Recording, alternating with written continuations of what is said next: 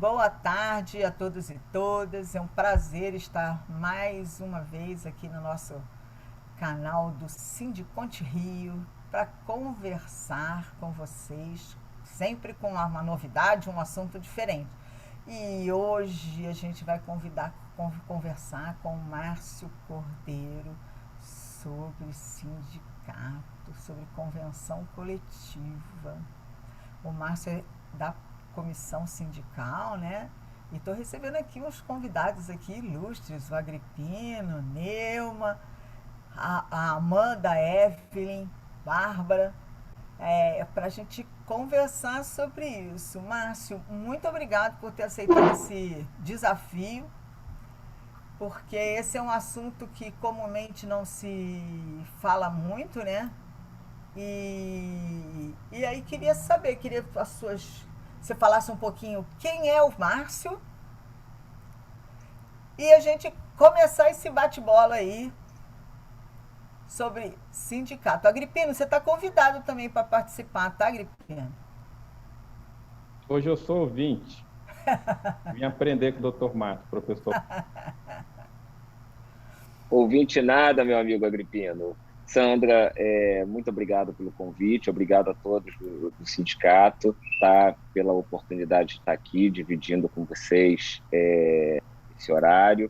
Tá? É um prazer enorme poder estar aqui. É, e a presença do meu amigo Agripino, né, meu colega de comissão de direito sindical, é muito bom, é muito importante. O Agripino é um advogado que integra a comissão já há algum tempo e sempre abrilhantando com as suas posições a nossa comissão.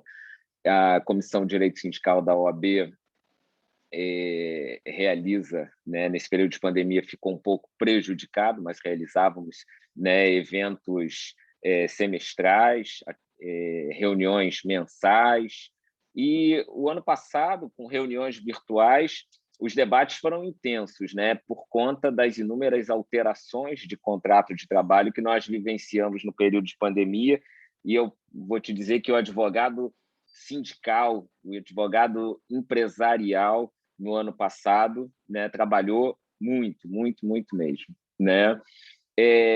Advogo há 25 anos e basicamente na área sindical, trabalho com inúmeros sindicatos, sindicatos professores, sindicato dos bancários, sindicato dos trabalhadores em indústrias químicas, de turismo, sindicato dos trabalhadores em empresas de resseguro, sindicato dos calçados e outros sindicatos que atuei de forma pontual, mas a minha advocacia sempre foi voltada ao movimento sindical, né? Tanto a parte de assessoria e negociação coletiva, como no atendimento individual, né? Então, esse é o pouquinho do meu histórico aí de advocacia, Sandra. E fico muito feliz de estar presente aqui nessa reunião com vocês. Não, e é muito bom a gente poder falar sobre sindicato, porque afinal de contas somos a instituição que protege o trabalhador, né? Que também procura melhores condições de trabalho. E isso é muito importante quando a gente está nessa área e também contar para as pessoas, que eu acho que é o mais difícil, as pessoas saberem que é importante a importância das convenções coletivas, das conversas, né? Porque quando a gente faz os acordos coletivos, a gente faz com o intuito de preservar os empregos e trazer uma boa condição. E eu acho que a gente tem que falar um pouco sobre isso. Mas, Márcio, agora o mais importante é o seguinte: por que existem as convenções coletivas? Convenções e acordos coletivos. Vou completar aí a tua indagação, né, Sandra? Convenções e acordos coletivos, né? A, a legislação do trabalho ela é ampla, né, e regula os contratos de trabalho, as condições de trabalho, né? Mas cada categoria tem a sua especificidade, né? E essas especificidades normalmente são debatidas, né, entre os sindicatos que representam os trabalhadores e os sindicatos patronais, né? Tá. Condições de trabalho e os reajustes anuais, né? Para aqueles que advogam há bastante tempo, aqueles que estão no mercado de trabalho há bastante tempo, né, devem se lembrar que, além da convenção e do acordo coletivo, antigamente era muito comum, o trabalhador falava, né, qual vai ser o reajuste do meu dissídio coletivo, né? Ah, Nós é tínhamos mesmo. também os dissídios, né, em que o reajuste ele era julgado pelo tribunal, né? Ah, É, no final da metade dos anos 90 para cá, aconteceu um esvaziamento, né, do julgamento dos dissídios coletivos pelos tribunais, né? Era muito comum decisões em dissídio coletivo a respeito das condições de trabalho. E aí, com esse esvaziamento das decisões, ficaram os sindicatos, que representam trabalhadores e empresários, né, responsáveis pela negociação e assinatura de convenção coletiva. Então, na convenção coletiva, a gente encontra o reajuste da categoria, a gente encontra cláusulas que regulam condições de trabalho, de uma determinada categoria que tem um adicional noturno antes das 22 horas, existe uma razão específica para a antecipação desse adicional noturno para essa categoria. É colocado numa mesa de negociação, chegando a um acordo, o adicional de noturno ele é antecipado, paga-se a partir de uma determinada hora. O trabalhador que presta serviços há bastante tempo, né, ele recebe um adicional por conta desse trabalho desenvolvido. Isso também está na convenção coletiva, né? Cláusulas como bonificação por conta do aprimoramento que o trabalhador tem, cursos que ele completa, né? Tudo isso está na convenção coletiva. Questões ligadas à saúde, proteção do trabalhador, além do que a gente tem na legislação, determinadas condições são colocadas de forma específica na convenção coletiva, né? Como é que se começa todo esse processo, né? Existe uma database, a categoria tem uma database, e antes dessa database, o sindicato chama a categoria, né, e elabora a pauta de reivindicação. Normalmente, a pauta de reivindicação tem as cláusulas das convenções anteriores, né, e determinadas situações novas. O que a gente encontra, o que a gente tem encontrado nesses últimos anos, nesse último ano principalmente, né, a inclusão de cláusulas vinculadas ao teletrabalho, porque muita gente foi trabalhar em casa, né? E aí os sindicatos foram obrigados a sentar para negociar. Como é que vai ser a questão do teletrabalho? Vamos tentar regular alguma coisa? De muito acordo e convenção coletiva sobre teletrabalho no ano passado, né? Então, além das cláusulas de convenção coletiva que habitualmente já existem, né, entram as cláusulas novas. Dei o exemplo do teletrabalho, né? Com o Covid tiveram as categorias, né, que estão vinculadas a um maior risco, né, negociaram a questão de EPI, né, diferenciação no EPI, até rodízio no trabalho presencial, para evitar uma grande exposição do trabalhador, mudança na jornada de trabalho para evitar que o trabalhador todo mundo entre no mesmo horário, evitando aglomerações em entrada. Tudo isso foi objeto de negociações no ano passado, né? Algumas incluídas em convenção coletiva, né? E aí, voltando, o Sindicato dos Trabalhadores elabora a pauta e abre a negociação com o sindicato patronal, né? Vamos discutir teletrabalho? Vamos discutir teletrabalho. Algumas rodadas de negociação, porque, por outro lado, o empregador também tem as suas demandas, né? Posso discutir teletrabalho? Pode, vamos discutir teletrabalho. Pegar um ponto assim de fácil compreensão, né? Vamos colocar um adicional, eu quero como sindicato de trabalhador, um adicional de R$ 500 para cada trabalhador que vai ficar em casa para cobrir as despesas com internet e equipamento.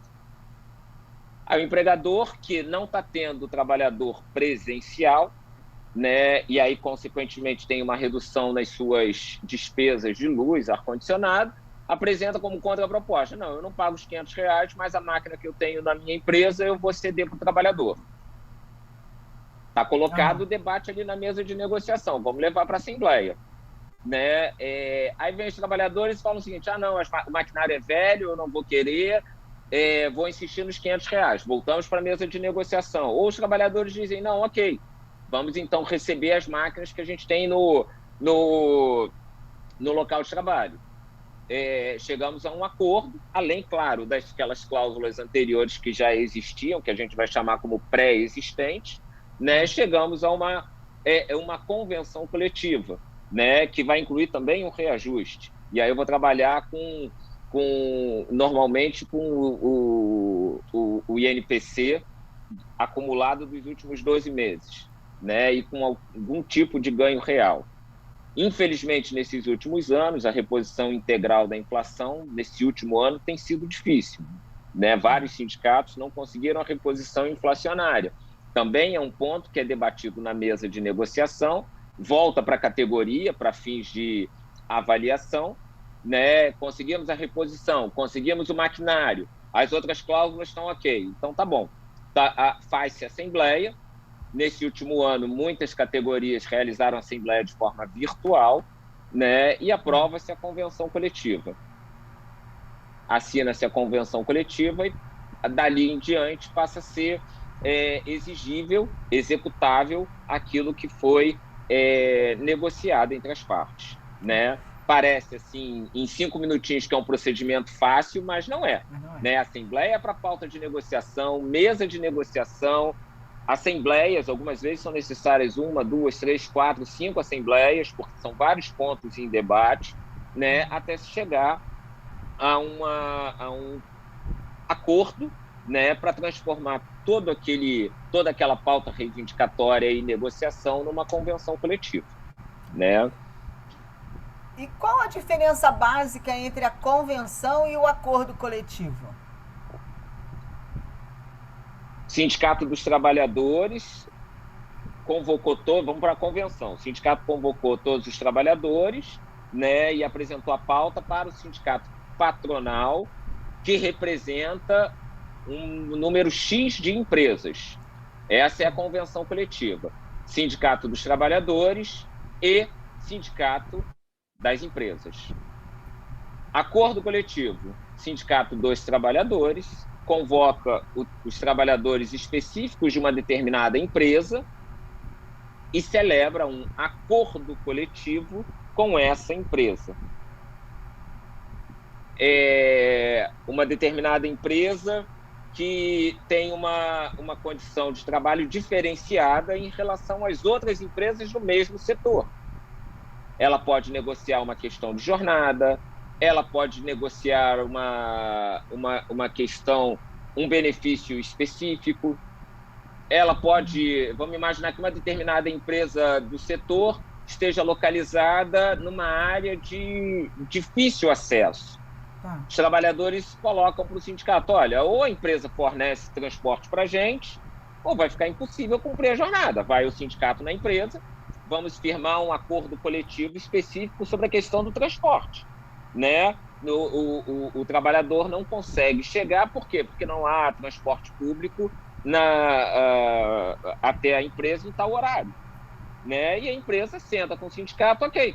Então, em tal hora, no ponto final do terminal rodoviário, teremos vans aqui das empresas que levará o trabalhador até o local de trabalho.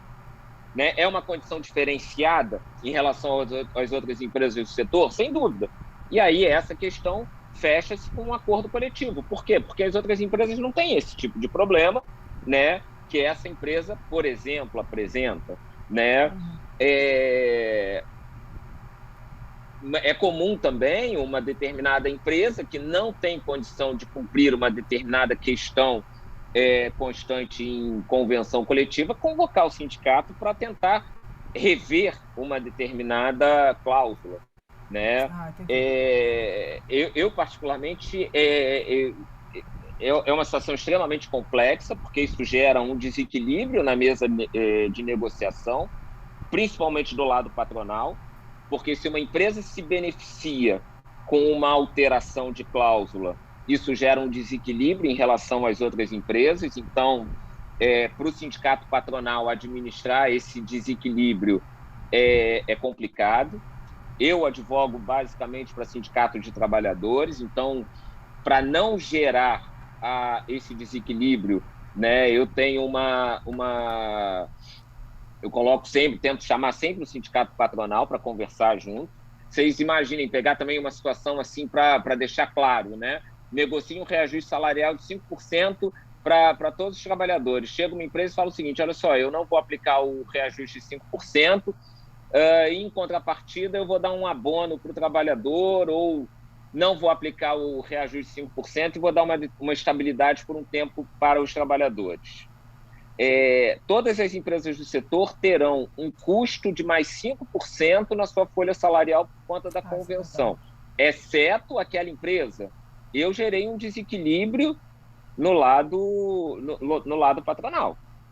Por mais que uma empresa argumente que não tem condição, o sindicato dos trabalhadores está gerando um desequilíbrio no lado patronal. Então, esse tipo de negociação tem que ser realizada também com muita cautela, porque esses 5% aí em troca de uma estabilidade pode gerar um lucro, né? E a concorrência ela fica desequilibrada no lado patronal. Então, esses acordos coletivos eles devem ser tratados de uma forma com muita cautela, né? Não pode um sindicato de trabalhador sentar e negociar quando recebe qualquer tipo de benefício, trocar estabilidade por reajuste.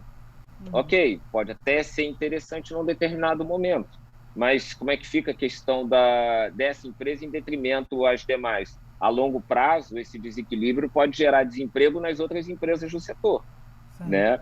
Então, esse tipo de negociação ela tem que ser vista também com muita cautela.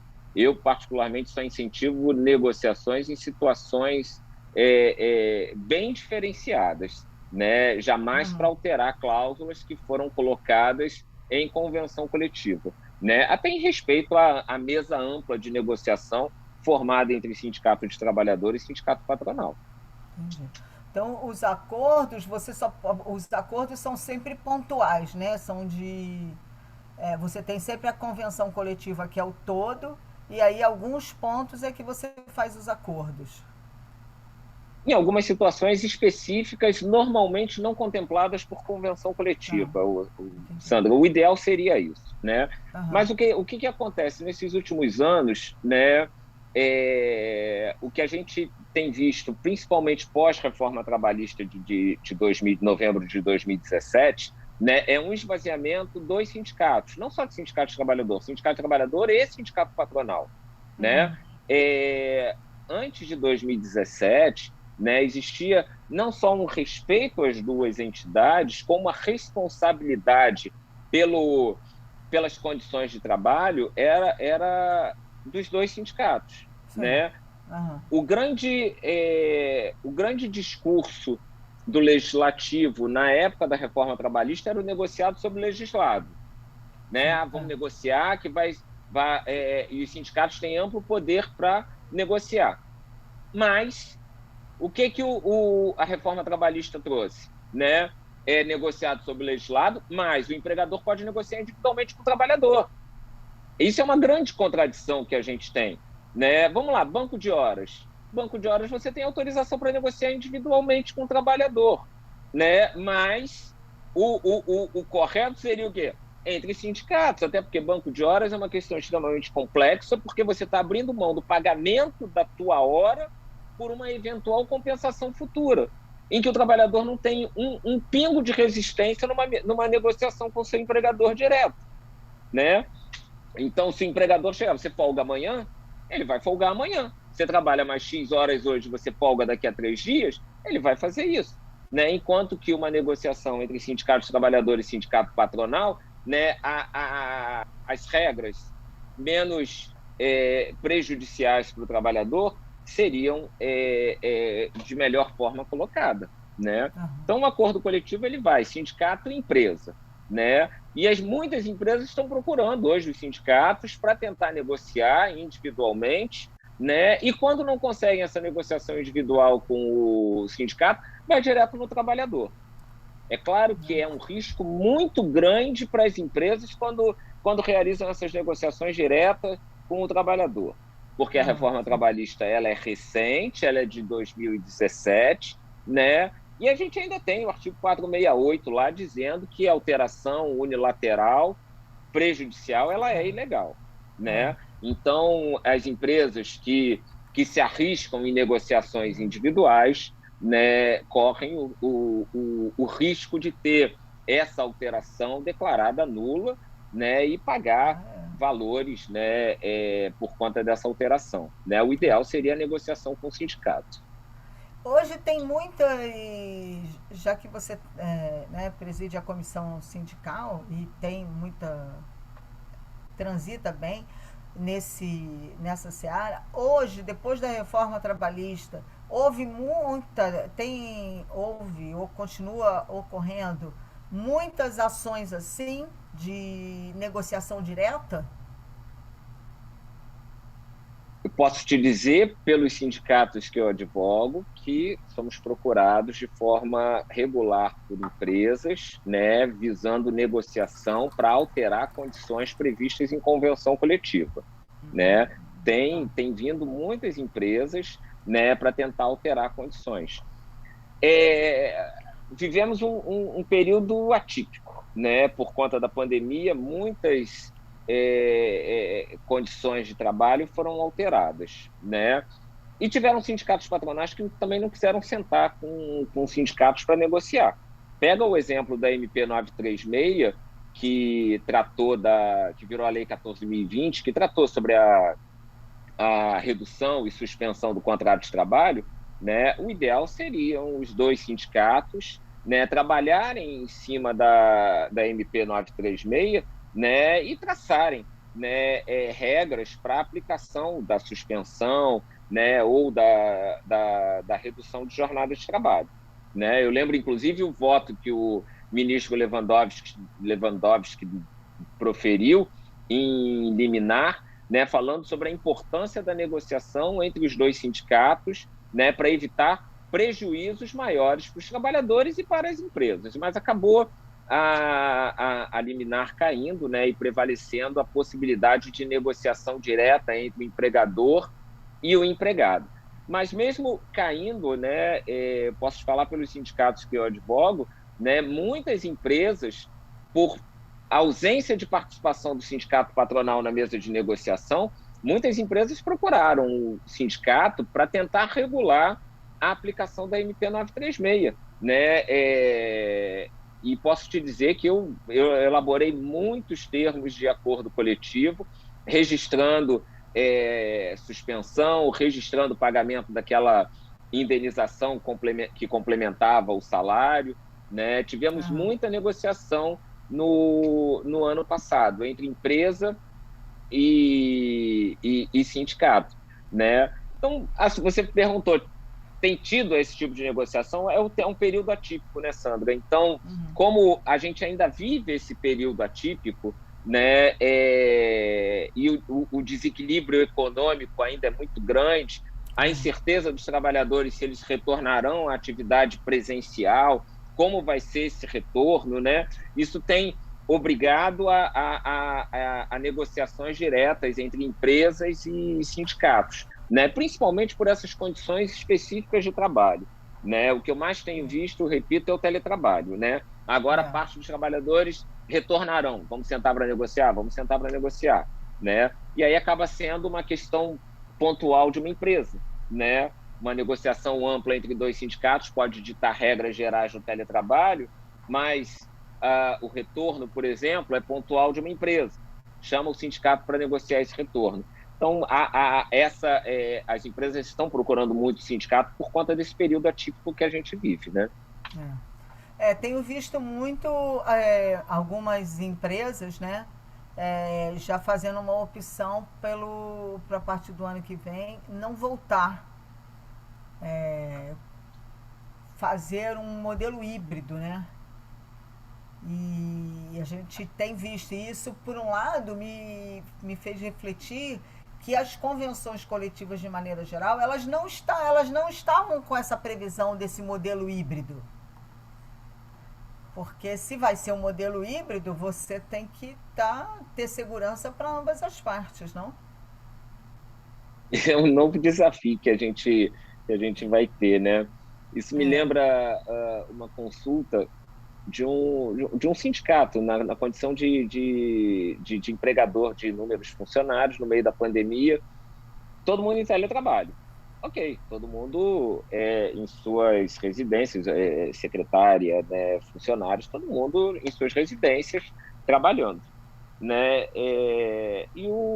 A diretoria me indagou, olha, eu vou precisar de alguns funcionários, porque como a nossa atividade está voltando presencial, eu não posso deixar o sindicato sem funcionar. Então, alguns trabalhadores retornarão, ainda que de forma pontual, em plantões, né? Ok, sem problema nenhum, você pode convocar esses trabalhadores.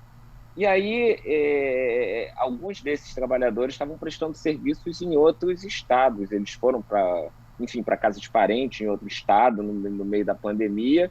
Como é que fica a convocação, né, desses trabalhadores? Aí o sindicato me perguntou, e aí, como é que eles voltarão daqui a uma semana? Eles estão já residindo em outro lugar. Então, toda essa situação tem que ser muito bem conversada, né? Porque o teletrabalho me permite trabalhar em outro estado, não tem problema nenhum, né? Eu fui colocado em teletrabalho, se eu estiver em outro estado, eu posso trabalhar lá. Agora, vai ter convocação, vai ter plantão? Então, vamos colocar isso nesse modelo híbrido, né? Eu vou ter que aparecer 2 vezes, então já não posso estar mais em outro estado, né? Eu vou ter que estar, no mínimo, né, próximo à empresa, para 1 vez por semana, 2 vezes por semana, estar na empresa, e nos outros 3 dias, né, não estarei na empresa.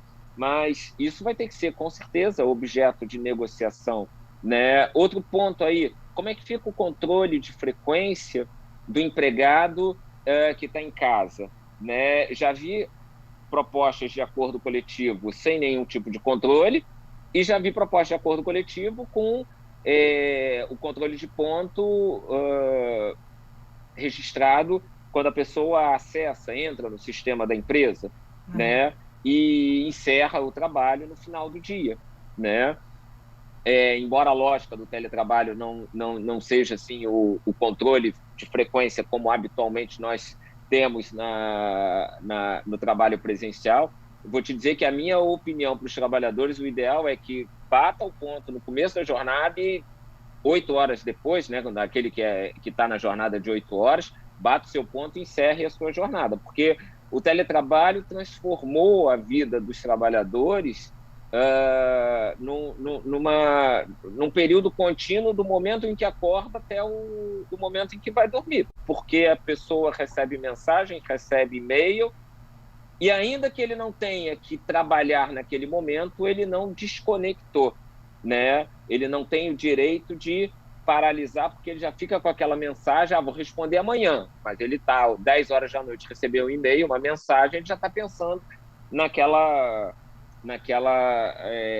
questão. Então, o teletrabalho tem gerado, eu tenho até uma pesquisa que eu estava analisando, né, o adoecimento de trabalhadores por conta do teletrabalho, pela ausência de direito à desconexão.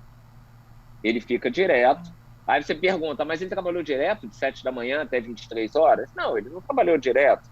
Ele começou às 7, respondendo algumas mensagens, aí parou de 7h30 a 8h30, aí depois de 8h30 até meio-dia e meia ele trabalhou no computador, depois de meio-dia e meia até às 19 horas trabalhou no computador, e depois de 19h30 até 23 horas ele recebeu algumas mensagens dos seus gestores, ou em grupo de WhatsApp, ou uma outra coisa foi colocada. Ele não parou de trabalhar.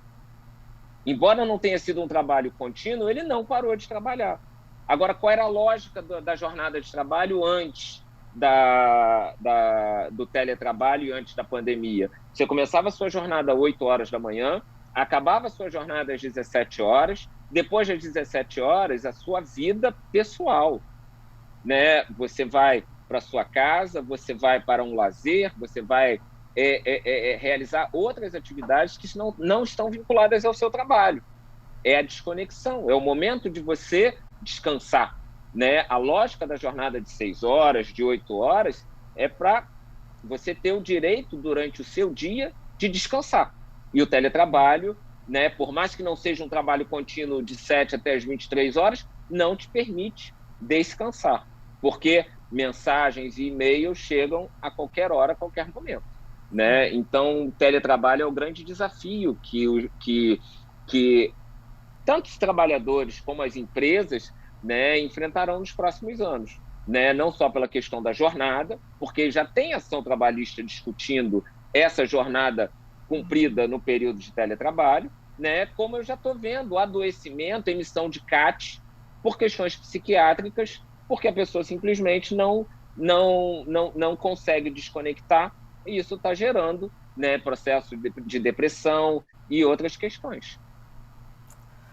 Não, e ainda tem a questão das reuniões, né? Porque as reuniões, você além do teletrabalho, você ainda tem as reuniões, os encontros virtuais, que acaba também ficando bem conectada, né? Então, e isso não é uma coisa que está prevista na vida do dia a dia da gente, né?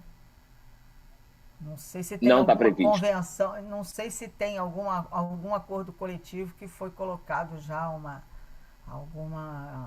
alguma trava sobre isso ou alguma informação. Você tem ideia disso? Os dois acordos, as duas linhas de acordo coletivo que eu trabalhei nesse período, tá? Os que não têm controle de jornada, né? E os que têm controle de jornada, né? Aqueles que não têm controle de jornada, né, garantem ao trabalhador um direito de desconexão, que na prática acaba não acontecendo. Exatamente, você citou o exemplo da reunião, né? Vamos imaginar que eu tenha uma equipe, né? Eu sou gestor, recebi um determinado problema, 8 horas eu mando no grupo de 8 da noite, eu mando no grupo de WhatsApp, ó, link da reunião, vamos nos reunir daqui a 30 minutos porque tem um problema sério que aconteceu, né? Mandei o link, vai todo mundo entrar na reunião, e acabou, né? Desconexão não existe, a pessoa vai entrar na reunião. Por quê? Porque você recebeu no WhatsApp, né? Algumas minutas de acordo ou convenção coletiva tentam limitar esse tipo de mensagem, mas limitar não quer dizer que o gestor não vai mandar, né? Porque a norma fala que não se deve usar. Ok, eu vou desligar o meu aparelho celular? Posso até desligar, mas no dia seguinte eu vou ser cobrado pelo meu gestor. Aí eu vou responder para ele o seguinte: não, mas eu trabalhei até 7 horas da noite, né? Sim, aí você perdeu tal demanda que eu encaminhei no grupo e você não pôde acompanhar, né? E aí já fica aquele negócio. 3, 4 trabalhadores participaram da reunião e aquele que seguiu o que estava no acordo coletivo ou na convenção coletiva não participou da reunião e já perdeu parte, né, do trabalho desenvolvido. Isso impacta no programa de metas, porque a meritocracia faz parte de todo e qualquer tipo de programa de bonificação empresarial, né? E aí impacta no programa de metas, impacta na avaliação do funcionário. Aí ele vai se sujeitar a ter uma avaliação ruim? Não, eu vou entrar 8 horas da noite na reunião, porque senão eu vou perder meu programa de bonificação. Né? É muito complexa essa convocação para reunião. Não, isso é muito complexo, porque, por exemplo, no meu caso, que sou professora, eu sempre dei aula de noite. E sempre dei aula aos sábados. Algumas vezes dei aula domingo. E aí, essa questão do teletrabalho, fora desses horários, me faz refletir muito isso, porque a gente, como professor, né, os horários sempre foram assim, E tudo bem, você até tem uma diferenciação, se você for trabalhador carteira assinada. Agora, se você é professor contratado ou hora, né, você não tem direito a nada. Porque você foi contratado para aquele período específico, para aquele dia específico, para aquele horário específico. Então, como é que eu vou falar que eu fui contratado para dar aula sábado de 2 às 6? Eu vou falar que, mas tá lá na convenção coletiva que tem um acréscimo. Né? Então, isso é umas coisas que tem me feito muito refletir. E não sei até que ponto isso está previsto de alguma forma, entendeu? Sandra, você tocou num ponto, tá, que tem sido objeto de debate nos últimos anos, né? Vamos voltar aí 15, 20 anos, né? Você entrava numa empresa, você tinha seletistas dentro de uma empresa, né? No máximo, você tinha alguns empregados em contrato de experiência. 20 anos para cá, você começou a encontrar dentro de uma empresa seletistas e terceirizados, representados por sindicatos diferentes, com cláusulas de convenção coletiva diferentes. Né? Nos últimos anos, né, você começou a encontrar dentro de uma empresa seletista, empregado com contrato intermitente, uma das inovações aí, o PJ, o terceirizado, uma pluralidade de trabalhadores, né? Sem contar a uberização, né? Mas, enfim, você pega dentro de um mesmo setor de empresa, né, trabalhadores que possuem a mesma atividade, mas que são terceirizados, seletistas, intermitentes, né? Qual é o direito ou qual é o benefício que esse trabalhador tem a receber? Entra nessa dúvida que você colocou. Por que fulano de tal não pode trabalhar no domingo e eu, que sou PJ, posso trabalhar domingo? Porque aquele que é seletista vai ter um acréscimo, no mínimo, de hora extra. O PJ não vai ter hora extra. Não. Né? Então, e a convenção coletiva regula, não regula? Né? A gente sabe que todo esse mecanismo de pulverização dos contratos, ele acaba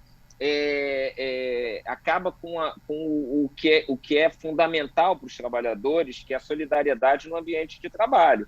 Né? Se eu sou seletista e se o meu colega é terceirizado, né, o meu sindicato, eu vou querer que o meu sindicato dê o benefício, o sindicato dele, o problema é dele. Né? Já não agrega uma pauta única de reivindicação. Né? O PJ, então, aquele ali é PJ. Ele até ganha mais como PJ, mas não ganha o 13º, mas não tem férias. Nem férias, nem 13º, nem fundo de garantia. E ainda vou falar, bem feito, que trabalha 12 horas por dia. Ele ganha mais do que eu. Não é isso? Né? E acaba com a solidariedade entre os trabalhadores no ambiente de trabalho. Né? A pauta deixa de ser unificada. Né? E isso daí é um grande problema que a classe trabalhadora está enfrentando. Num seminário antes da pandemia de uma central sindical, né, eu coloquei, gente, a negociação para uma convenção coletiva, ela não pode se limitar aos trabalhadores. A representação sindical, se ela se limitar aos trabalhadores, né, cada vez vai ser menor, porque o número de trabalhadores seletistas dentro de uma empresa não é mais 100%. Né? Quando você faz um levantamento dentro de uma empresa, vê a quantidade de PJ, quantidade de terceirizado, a quantidade de seletista. Terceirizado é seletista, terceirizado é seletista, mas é de outro sindicato, não é do mesmo sindicato. Né? Se não congregar esses trabalhadores, né, o sindicato não vai avançar numa negociação. Né? Porque a desculpa que o outro sindicato vai apresentar é o seguinte: eu não posso dar um plano de saúde porque o terceirizado não tem plano de saúde, porque o PJ não tem plano de saúde, então eu não posso dar esse benefício, né? E acaba jogando um trabalhador contra outro trabalhador. Isso é verdade. É. Né? Essa pulverização ela é muito complexa, né? E está cada vez mais aumentando. Né? E o trabalhador, o que ele faz? Eu vou para o meu sindicato? Não. Eu vou negociar individualmente com o meu trabalhador, com o meu empregador. Ele acaba indo negociar individualmente com o seu empregador. E o discurso empresarial acaba sendo muito cativante. Né? Para que você vai brigar por um reajuste de convenção coletiva se eu posso te inserir num programa de metas, né, que você vai ganhar mais? Nem que o programa de metas, quando você analisa o programa de metas, né, é a pura individualidade, é a minha performance, e você não tem... E seu colega, ele não vai ganhar a mesma coisa do que eu. Bem, o problema é dele, eu vou ganhar. Né? E acaba a solidariedade, acaba a pauta unificada dos trabalhadores. Então, isso é muito complexo. Eu acho que também a minha percepção é que esse modelo adotado pelo serviço público está sendo transplantado para o modo empresarial. Porque o público, o que fez? Já que ele não pode fazer concurso público, porque ele tem lá, a lei não permite que ele, né, tem os tetos que ele pode gastar, tetos de gasto, o que ele inventou? Os terceirizados, seja através de organização sem fins lucrativos. Aí ele tem essas pessoas, ele tem os fornecedores via RPA, e ele tem os fornecedores também, os PJs da vida, que é o prestador de serviço direto, né? E aí realmente eu fico vendo que as empresas, algumas empresas, estão fazendo a mesma coisa. É muito igual. Agora, será que efetivamente não é prejudicial para todo mundo a falta de garantia de direitos? Para os trabalhadores, não tenha dúvida. Né? Agora, a gente teve a chancela do STF quando validou a ampla terceirização. Né? Quando o STF chancelou a ampla terceirização, quando vem o Tribunal Maior do país e diz que vale, quando o STF, no julgamento da MP 936, diz que é possível a negociação individual entre empregado e empregador para reduzir salário, né, que está lá na Constituição, é expresso, né, irredutibilidade salarial. Né, para ter redução salarial, você tem que ter negociação com o sindicato. Veio a MP 936 e disse, negocia com o seu empregado. E o STF disse, pode. Né? Acaba criando uma cultura de que a negociação individual tem ampla validade, né? Que a terceirização tem ampla validade. E o conceito de classe, né, do coletivo cai por terra. Né? Vamos pegar mais uma vez o histórico, né? As amarras que a CLT possui, ou mesmo as súmulas do TST a respeito da terceirização. Durante muito tempo, né, essa terceirização ela era admitida em situações extremamente específicas. Né? Hoje em dia, por conta da decisão do STF, né, ela está inserida dentro das empresas. Gera a curto prazo uma economia para as empresas, mas a longo prazo, pensa uma empresa terceirizada que está prestando serviços e que, por não ter um histórico nessa prestação de serviço, acaba gerando danos. A longo prazo vai sair caro, mas a curto prazo gera economia. Gerar economia a curto prazo, se é uma empresa que está uma SA, vai dividir esse lucro, vai gerar lucro. Né? Então, tudo isso, momentaneamente, interessa também para a empresa, né? Agora, a longo prazo, como é que vai ficar? Né? A longo prazo, a empresa entra em recuperação judicial e negocia as suas dívidas, né, com a Assembleia de Credores, reduzindo seus débitos, e quem, mais uma vez, paga o pato, literalmente, acaba sendo o trabalhador. Não, e mesmo ele, nessa questão de você não olhar a própria empresa, acaba saindo também no prejuízo, porque a partir do momento que ela terceiriza e que ela não protege essas pessoas dentro da convenção coletiva, por exemplo, ela não tem a mesma qualidade do serviço que é prestado. Porque ela pode até avaliar, mas ela tem que ter cuidado, porque senão você processa ela porque eu não sou tua empregada. Né? Não sei se estou. Aí entra naquela. Vamos lá, eu contrato uma empresa que vai prestar serviços, né, mas eu tenho um rigor, né, em cima dos funcionários que estarão prestando serviços. Aí você tem a fraude evidenciada, porque aqueles terceiros trabalham, na verdade, né, sob cuidado de um funcionário da empresa. Né? Eles estão subordinados diretamente a um funcionário da empresa. Por quê? Porque a empresa não quer perder a qualidade. Né? Se ele está subordinado a um funcionário da empresa, você tem uma fraude aí na terceirização. Né? E aí, mais uma vez, né, tinha aqueles debates, a CLT é antiga, não tem, o conceito de empregado, o conceito de empregador não vai mudar.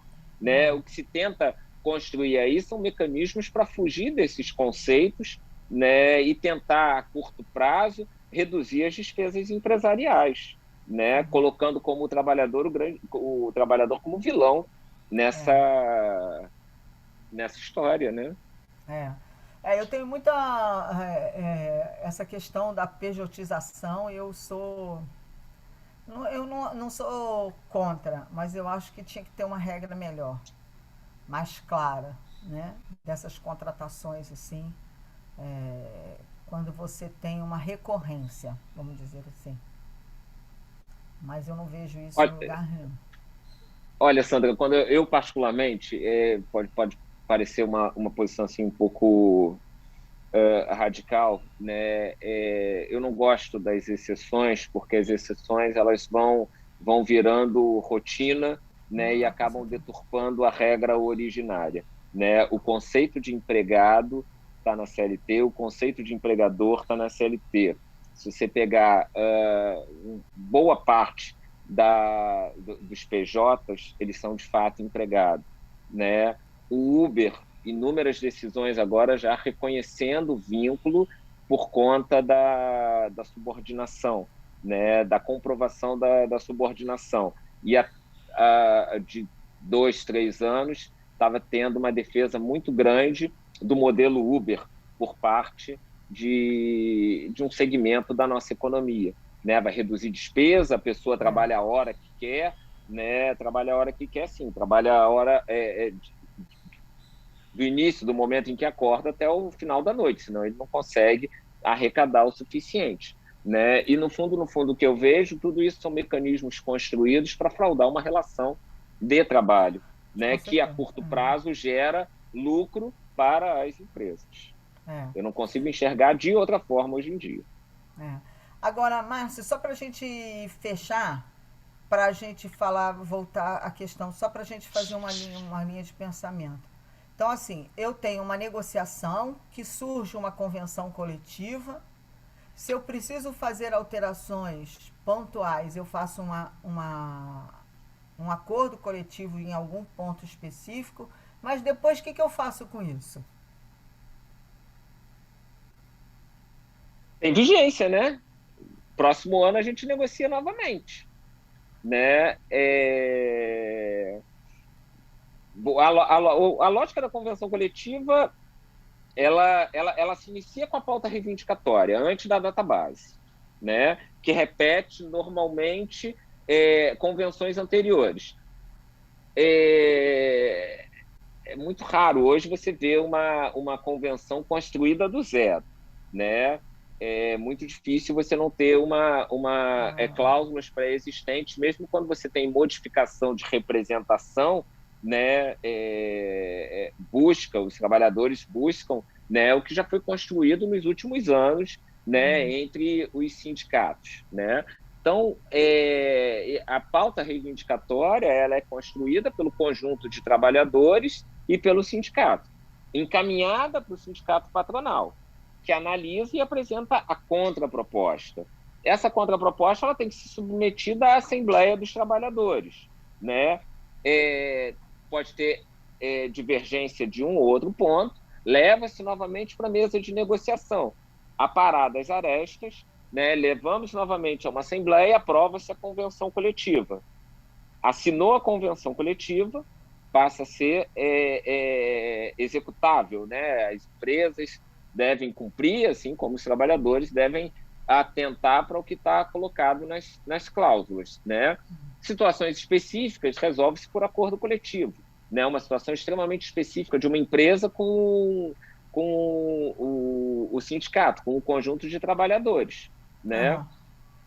Fechou a vigência da convenção coletiva, que pode ser de 1, de 2 anos, né? Um pouco antes do término da vigência, as partes têm que abrir negociação novamente. Até porque o reajuste anual depende dessa negociação. Né? Anualmente, posso até estipular, vamos fechar de 2 anos a convenção, vamos, ano que vem você paga o reajuste pelo INPC? Pode até se construir alguma coisa nesse sentido, né? Mas não é usual convenções que extrapolem de 1 a 2 anos é o que normalmente eu vejo de vigência, né? Pode-se estabelecer cláusulas por um período de 2 anos e registrar que anualmente vai se negociar, né? Aí no ano seguinte firma-se apenas um termo aditivo para se debater o reajuste salarial, né? Então eu tenho uma convenção de 2 anos que regula jornada adicional e outros benefícios, né? Mas o reajuste no ano que vem a gente senta para debater. Ótimo, né? E antes do término da vigência da convenção coletiva, o que o sindicato trabalhador tem que fazer? É abrir novamente a negociação, né? Qual é o reajuste que os trabalhadores querem, né? Essas cláusulas que nós trabalhamos nesse 1 ano ou nesses 2 anos, ok. Não, a cláusula tal tem que ser modificada. Se eu tenho, por exemplo, uma cláusula de plano de saúde e a empresa, nesse ano, modificou a operadora e gerou alguma alteração, isso é uma pauta patronal. O sindicato patronal vai chegar e vai falar o seguinte, olha, as empresas que trabalhavam com essa operadora de plano de saúde, elas modificaram e a gente vai mudar essa condição aqui do plano. Isso é uma pauta patronal, né, que tem que ser discutida com os trabalhadores, né? E mesma coisa, os trabalhadores, além do reajuste, essa cláusula aqui, ela não está funcionando mais por conta disso. Vamos para a mesa de negociação, né? Vamos debater essas cláusulas, pensando sempre que as pré-existentes elas devem ser mantidas, aprimoradas ou modificadas adequando a uma realidade. E o reajuste debatido anualmente. E uma coisa, por exemplo, assinamos a convenção coletiva. A empresa deve imediatamente promover o pagamento ou você tem a questão de depois enviar para algum órgão para fazer o registro dela? Existe uma obrigatoriedade de só pagar depois do registro no sistema mediador?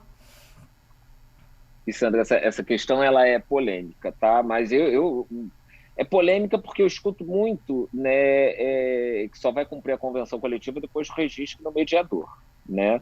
Mas não está na lei a questão do registro, né? Pelo princípio da negociação, pelo princípio da boa-fé assinado pelo Sindicato dos Trabalhadores e pelo Sindicato Patronal, a convenção passa a ser exigível, né? E as empresas que deixam de cumprir uma convenção coletiva por ausência de registro, se esse registro demorar 3, 4, 5 meses, né, no momento em que estiver registrada, vai pagar 5 meses de atraso, né, de diferenças salariais, vai onerar a folha, né? Como advogado, eu entendo que tem que cumprir no dia seguinte a assinatura, né, pagar as diferenças salariais se demorar 2 meses, né, por conta de assinatura com data posterior. Mas aguardar o registro jamais. Né? Eu já entrei com inúmeras ações coletivas cobrando reajuste, ouvi como tese defensiva, mas no momento em que foi proposta a ação não estava registrada ainda, a convenção coletiva, a ação julgada, a jurisprudência, na grande maioria, no sentido de que vale a assinatura, né? O registro no mediador não é um impeditivo para o cumprimento da convenção coletiva, porque senão cai por terra também o princípio da boa-fé e da negociação, né?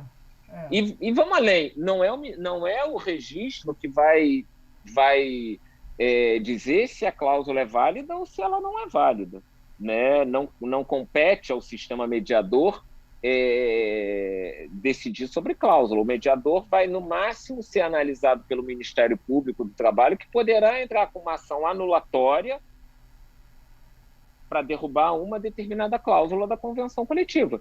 Então, o registro, se parar para pensar, o registro não é o registro que diz que está correto ou não está correto o que foi pactuado pelas partes.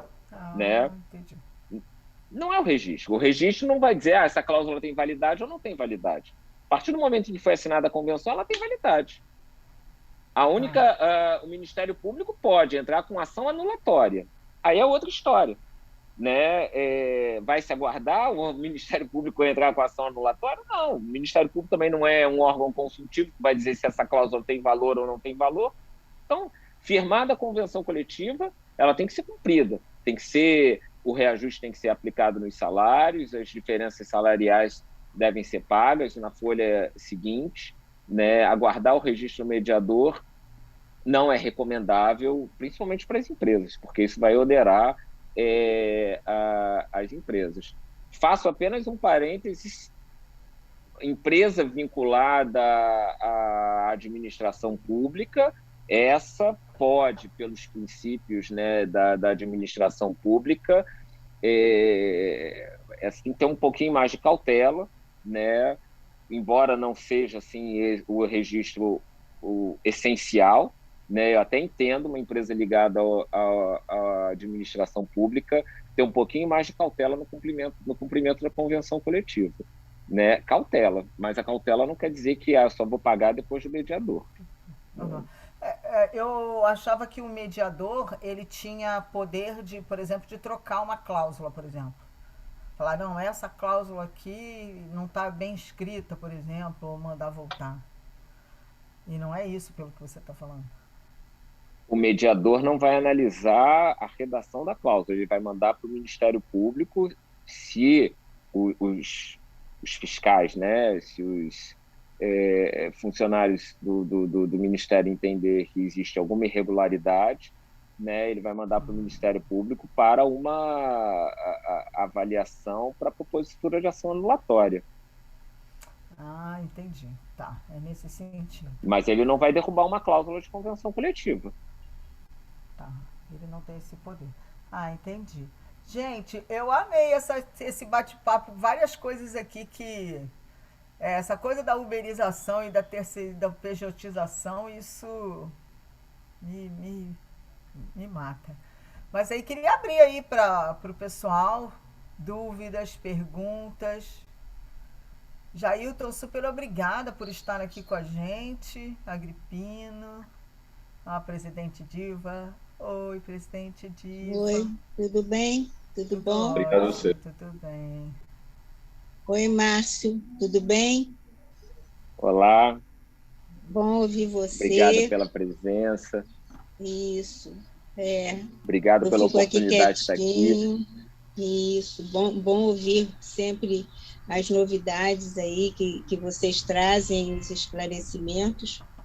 E como a Sandra colocou, tem muita confusão. As pessoas, às vezes, pegam a CCT ou a ACT e pensam que elas são válidas também para os terceirizados, aqueles que não são abrangidos aí pela CLT.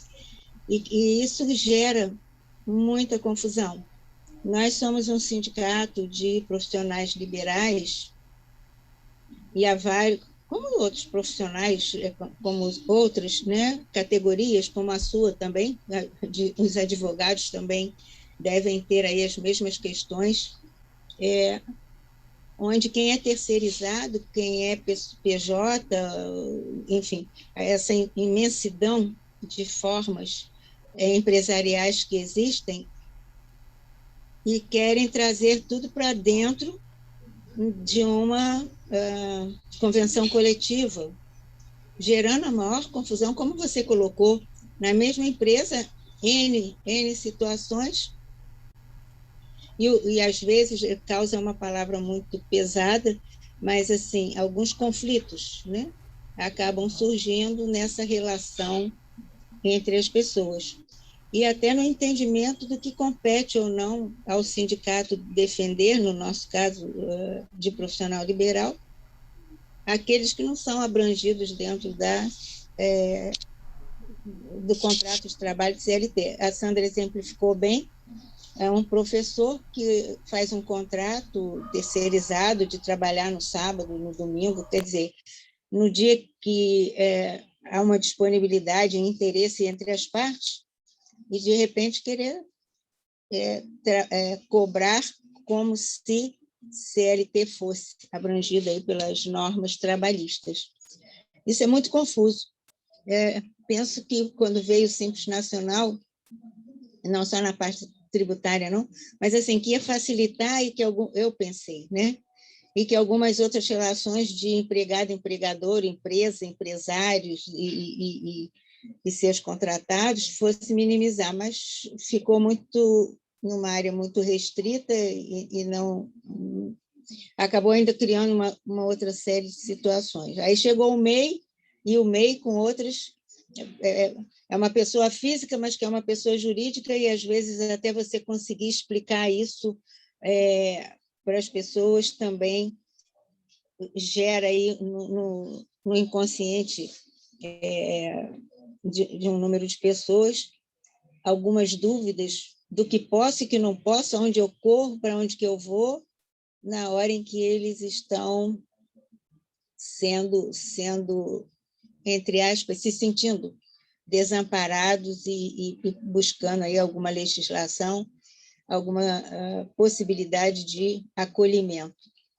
E nem sempre nós, sindicatos, com a maior boa vontade que a gente tenha, a gente possa acolher todo esse rol de diversidade que a gente tem. Mas foi muito boa aí as suas colocações, as suas pontuações, e obrigada por ter esse tempo para estar conosco. Dispõe aí do sindicato, que você possa precisar de nós, também estamos aí à sua disposição. Valeu, obrigada, tá? Sandra, vê se mais alguém aí também gostaria de falar. Agripino, Jailton, microfone aberto.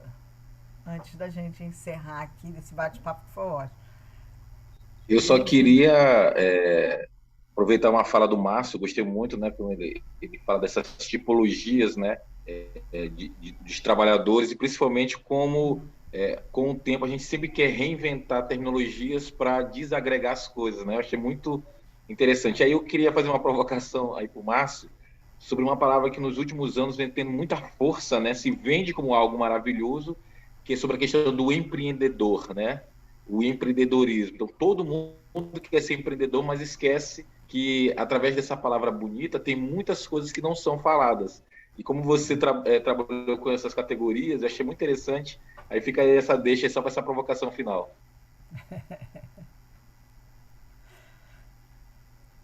Tá fechado. Lembra a propaganda de um banco que pegava a carteira de trabalho, defendia o empreendedorismo e jogava a carteira de trabalho dentro de uma gaveta, né? E fechava, né? Eu achava que era um absurdo, né? Eu, como sempre advoguei para sindicato de trabalhadores, sempre participei de negociações coletivas. Vocês podem até me desculpem se eu vou ser um pouco radical na minha fala, né? Mas eu não consigo aceitar hoje em dia essas modificações construídas com base na criatividade empresarial, tá? Porque e a gente tem até exemplos, não é só no Brasil, né? Teve aquele filme que passou um pouco antes do início da pandemia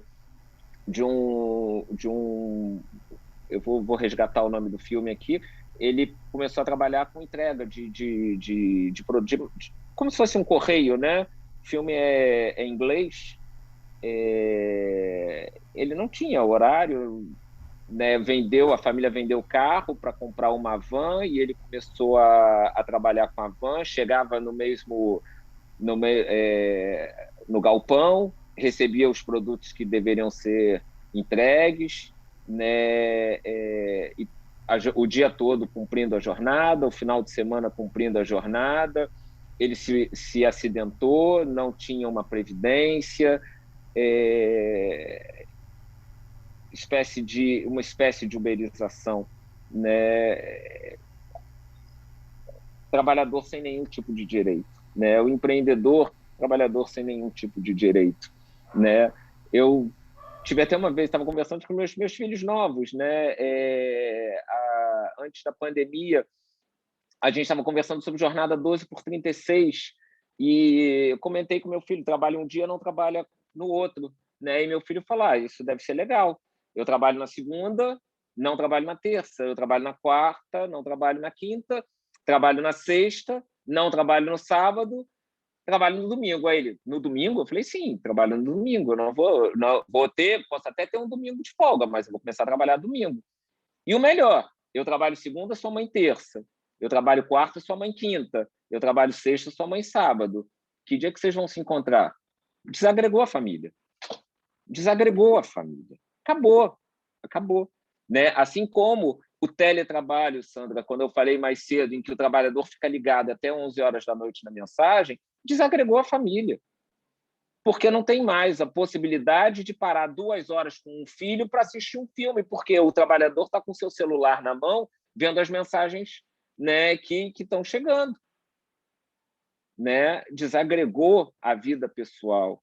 Né? E aí, o Uber faz isso. Quantos pais de família estão sábado e domingo prestando serviços, né, no Uber? Uma infinidade. Quantos pais de família estão nessas feiras que viraram comuns, né, em tudo que é lugar, né, trabalhando sábado e domingo? Né? Onde é que estão os filhos desses pais que estão trabalhando no final de semana? Desagregou a família. Né? Em condições normais, eles seriam trabalhadores, teriam direito ao domingo, né? E trabalhariam em alguns sábados. Então, todos esses mecanismos, todas essas criações, né, geram um problema muito sério, não só para o trabalhador, mas um problema social muito grande. Né? Então, não consigo enxergar com bons olhos o empreendedorismo, né? Não consigo enxergar com bons olhos essas outras modalidades de contrato, porque atacam demais a vida da pessoa. Né? Agora, Márcio, quando você coloca aí na questão das pessoas ficarem ligadas no teletrabalho, infinitas horas, creio também que depende muito do empregador, do dirigente, onde ele tem que entender, e aí, especificamente aqui no nosso caso, tá?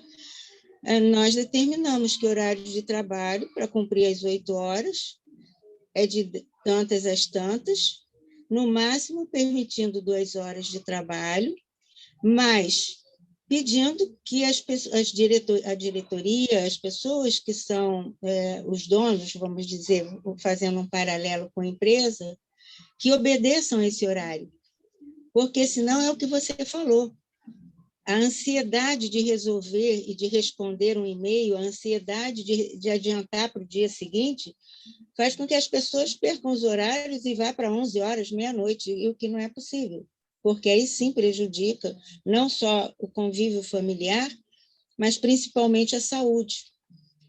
Então, acho que depende muito, no teletrabalho, dos gestores, de forma ampla, seja de que empresa privada, pública, entidades sindicais ou o que quer que seja.